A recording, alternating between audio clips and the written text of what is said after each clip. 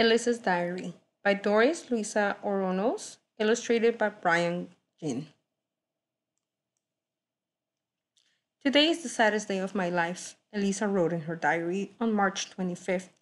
She was going to continue, but her father knocked on the door and said, "It's 9 o'clock, dear. Turn off the lights and go to sleep." Elisa put her pen and notebook away in her backpack and promptly obeyed. In the semi-darkness, she could just make out the objects in her new room.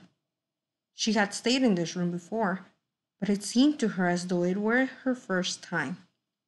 The bright, vivid colors of her bedspread, which she liked so much before, now seemed cold and muted. Elisa looked at the little porcelain squirrel and remembered the day it was given to her. It was the first time she had visited this country. She had come to spend some time with her grandmother, and one night she heard a sound like something scratching under the eave of the house. She became frightened, thinking that it might be mice, and she ran to ask her grandmother. Grandma took her to the patio and motioned to her to be very quiet. When they reached the back, Elisa glanced up and saw two squirrels playing on the roof right above her room. They were sliding down a branch and leaping onto the roof tiles to gather acorns. Then they would scurry back to the branch and repeat the process over and over. Since there were no squirrels in Elisa's country, this was a new experience for her. She enjoyed watching the squirrels so much that when her vacation was over, Grandma bought her a squirrel figurine and put it on her night table. "It will be here, waiting for you when you come back to visit again." "I'll be back soon, Grandma. I love this place. Maybe someday I'll come and live with you." That was then, and this is now. Who needs squirrels? She asked herself. She closed her eyes and took a deep breath. She was exhausted. It had been a long day that for some reason had gone slowly. That morning, she had been in Puerto Rico, and now she was in the United States of America. Except that this time, supposedly, it was forever. A tear rolled down her cheek and landed on the pillow.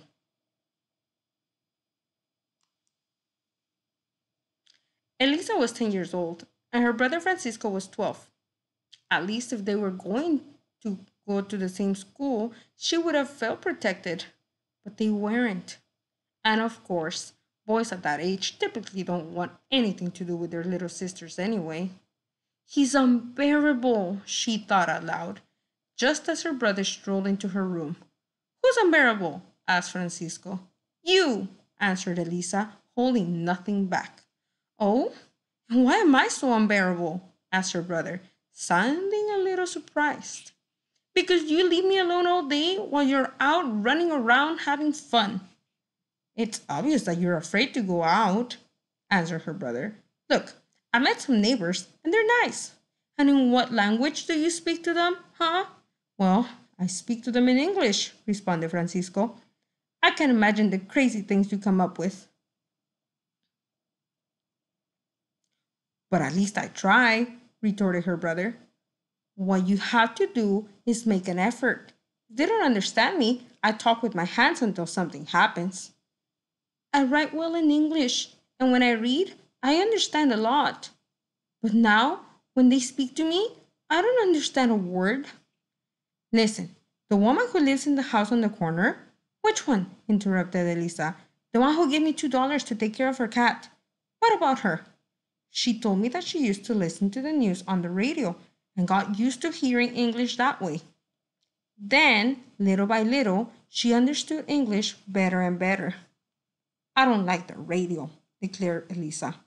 "Turn on the TV then, but not to those lovey-dovey soaps in Spanish and all that silly stuff you like." "What do you want me to watch then?" "Things from here, like baseball, football." "Football is brutal. I despise sports." "Oh, well, if you'd rather be ignorant. Okay, forget it. I wish I hadn't even mentioned it."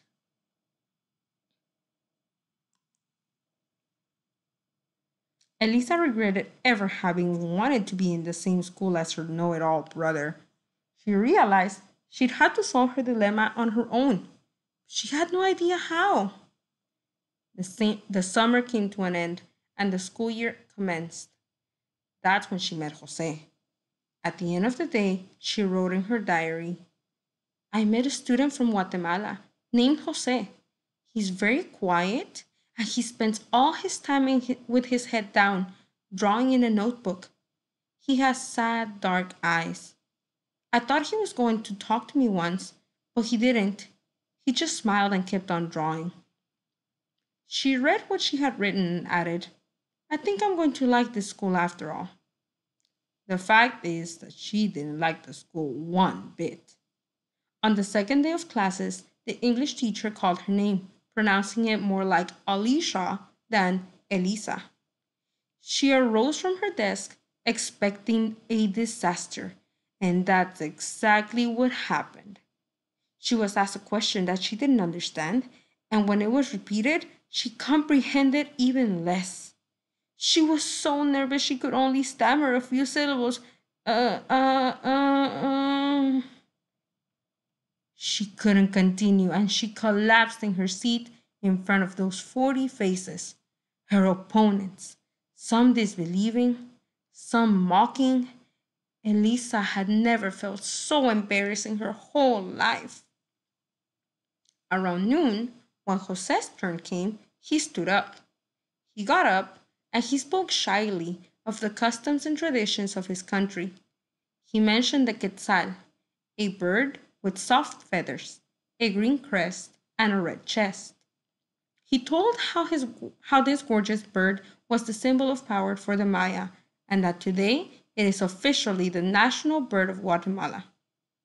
Finally, he showed them a colored drawing and told them proudly that the quetzal on the Guatemalan flag was an emblem of the national liberty. The entire class applauded. Jose took his seat, and as always, he put his head down and went back to drawing.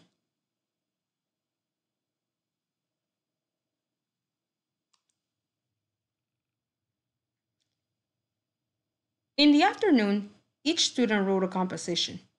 Elisa wrote about her home, Puerto Rico. Like Jose, she described its customs and traditions and explained the symbolism of Puerto Rico's shield. A lamb, the emblem of the peace and fraternity, appears in the green center. Above the lamp is a bundle of arrows, symbols of the creative force, and above the arrows is a yoke, which represents the joining of forces necessary to attain success. She thought it turned out pretty well, but writing was one thing and talking was another. That night, she didn't open her diary because she had grown weary of complaining, even if it was only to her diary. The next morning, Elisa smiled for the first time since classes had started.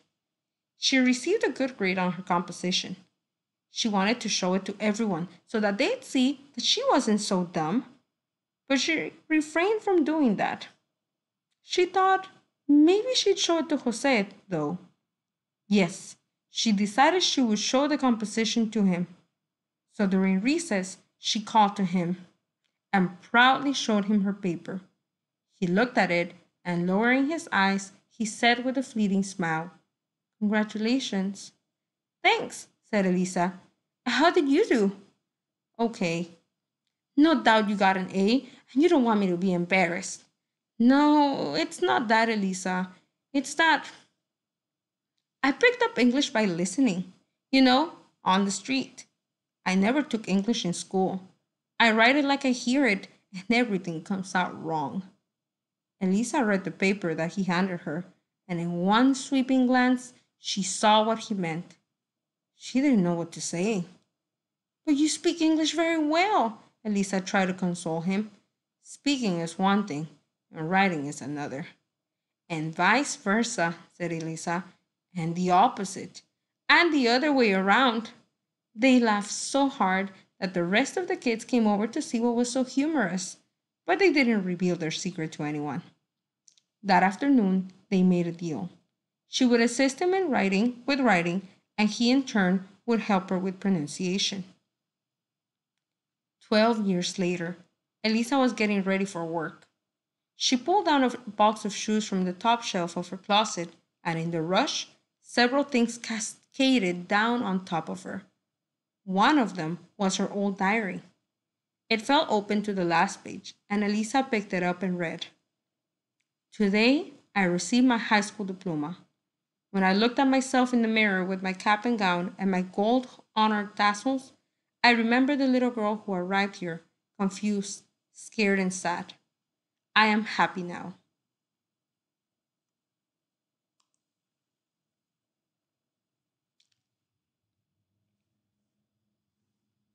She put away the notebook, got dressed, and headed for work. When she entered her classroom, her students looked at her, some shy, some confused, some scared. She saw those sad, preliminary first day of school expressions that she knew so well. She opened her lesson planner, considered it for a moment, and then shut it. She stood up and wrote on the board, "The joining of forces." Then she said, "I'm going to tell you the story of a quetzal that came down from the plain with the gentleness of a lamb, and a lamb that soared to great heights on the wings of the quetzal."